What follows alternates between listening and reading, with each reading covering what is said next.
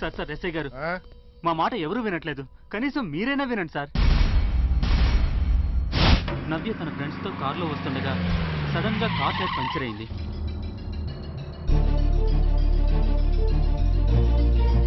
ఏం చేయాలో దిక్కుతోచని స్థితిలో ఉండగా జగన్ తన మనుషులతో వచ్చి నవ్యని కిడ్నాప్ చేశాడు.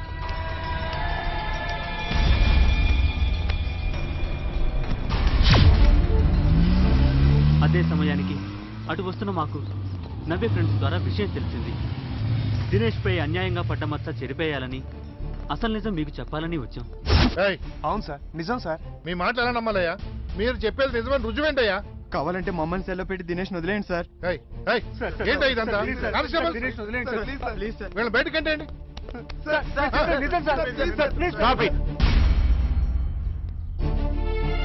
స్టూడెంట్స్ అని చూడకుండా వాళ్ళు చెప్పేది వినకుండా మీరు ఇలా హింసించడం పద్ధతి కాదు. నేరస్తులను ప్రోత్సహించడం పద్ధత? నేరస్తుడా? ఇతనా? ఎంసెట్ లో స్టేట్ ఫస్ట్ ర్యాంకర్ అని మీడియానే చాటి చెప్పింది. కాలేజీలోనే ఒబీడియంట్ స్టూడెంట్. అయితే ఫస్ట్ ర్యాంక్ స్టూడెంట్ అయినంత మాత్రాన నేరాలు చేయడం నమ్మకం ఏంటి? అతని గురించి ఎంత ఇదిగా వాదిస్తున్నారు? మీరేమన్నా lawyer Vishwanatha? S Surender Reddy, principal of SR medical college. వీళ్ళంతా నా స్టూడెంట్సే. నాకు తెలిసినంత వరకు దినేష్ అటువంటి కుర్రాడు కాదు. అభ్యంతరం లేకపోతే నేను మీకు హామీ ఇస్తాను. సార్ సార్ దినేష్ పై పడ్డ మచ్చ చెరిపేయడానికి ఒక్క అవకాశం ఇవ్వమనండి సార్. అవసరం అయితే మేము సెల్లో ఉంటాం సార్. సార్, ఒక స్టూడెంట్ గురించి ఇంతమంది ఇంత ఇదిగా చెప్తున్నారంటే ఒకసారి ఆలోచించండి సార్.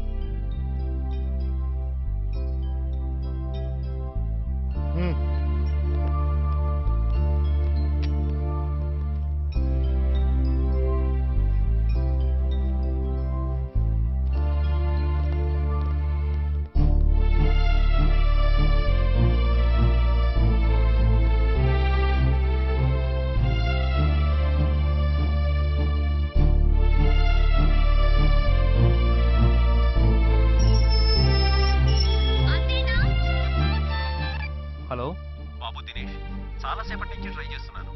నిన్ను పోలీసులు తీసుకెళ్ళగానే మీ తాతయ్య కృష్ణప్రసాద్ తీసుకెళ్ళాడు. ఏంటి? తాతయ్యని కృష్ణప్రసాద్ తీసుకెళ్లాడా? అవును బాబు.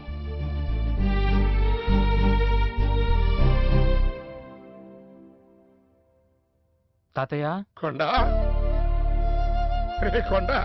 వచ్చేసావంట్రా?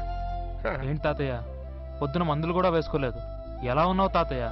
నాకేంట్రా, రాయిలా ఉన్నాను. మందులు వేసుకోకుండా ఎన్ని రోజులైనా ఉండగలను, కానీ నిన్ను చూడకుండా ఒక్కరోజు కూడా ఉండలేను రక్కన్నా. నేను కూడా తాతయ్య. ఇంతవరకు నువ్వు గీసిన గీత దాటలేదు, చెప్పిన మాట మీరలేదు. అయినా కూడా స్తోమత తెలుసుకొని నడవాలని మీ తాతయ్య నీతో చెప్పలేదా? తప్పటడుగులు వేసేటప్పుడు చేతులు పట్టుకొని నడిపిస్తారు, కానీ నడక నేర్చిన తర్వాత పరిగెత్తడం ఎవ్వరూ నేర్పనవసరం లేదు. ఒకవేళ నేర్పించాల్సి వస్తే అవి తప్పుడు అడుగులు వేసేవారికి.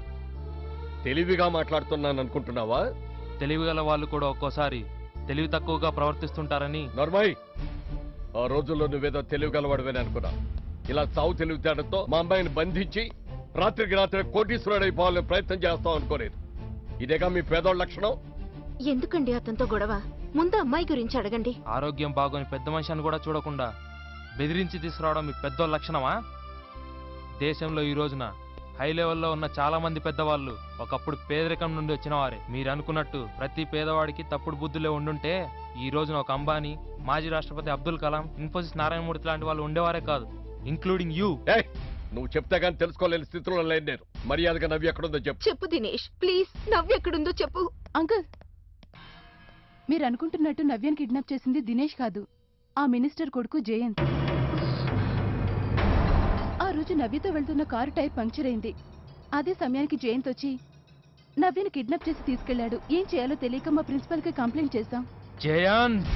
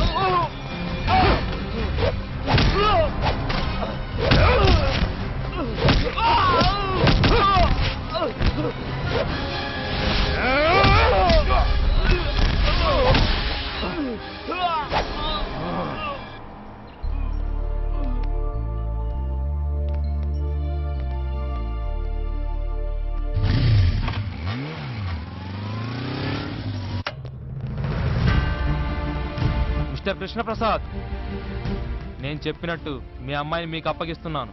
మా తాతయ్యని ఇక్కడికి ఎలా తీసుకొచ్చారో అలాగే మా ఇంటికి పంపించండి. వెళ్ళు తల్లి, మీ నాన్న నేనే కిడ్నాప్ చేశాను అనుకుంటున్నారు. నో డాడీ, నన్ను మినిస్టర్ కొడుకు జయంత్ వాళ్ళ కిడ్నాప్ చేశారు. దినేషే రాకుంటే ఈ రోజు మీ ముందు ప్రాణాలతో నేను నిలబడేదాన్ని కాదు డాడీ. మమ్మీ. కృష్ణప్రసాద్ గారు, ఎప్పటికైనా అర్థమైందా నా మనవడు అంటే ఏంటో? నీతో ఛాలెంజ్ చేసి మరీ వెళ్ళి నీ కూతురుని తీసుకొచ్చి నీకు అప్పు చెప్పాడు. అది మాట నిలబెట్టుకున్నాడు. నమస్కారం. భద్రాకొండ. దినేష్ ఆగు. మా అమ్మాయిని కిడ్నాప్ చేసేది నువ్వు కాదని మీ తాతగారంత ధీమాగా చెప్తున్నప్పుడే అనుకున్నాను. మా అమ్మాయిని రక్షించాలన్నా పెళ్లి చేసుకోవాలన్నా నువ్వే తగిన వరుడువని నాకు ఇప్పుడే అర్థమైంది. కంగ్రాచులేషన్స్.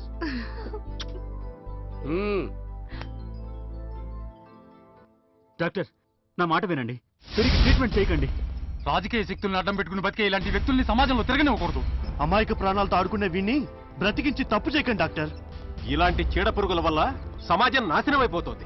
అమాయక ప్రాణాలతో ఆడుకునే వీడిని బ్రతికించి తప్పు చేయకండి డాక్టర్. ఆగండి ప్లీజ్. మీరు చెప్పేది కరెక్టే కావచ్చు, కానీ ప్రాణాపాయ స్థితిలో ఉన్న వారిని కాపాడవలసింది వారి ధనబలమో జనబలమో చూసి కాదు, వృత్తి ధర్మాన్ని పాటించి. అయినా ఇది నా ప్రొఫెషన్కి సంబంధించిన విషయం. ప్లీజ్.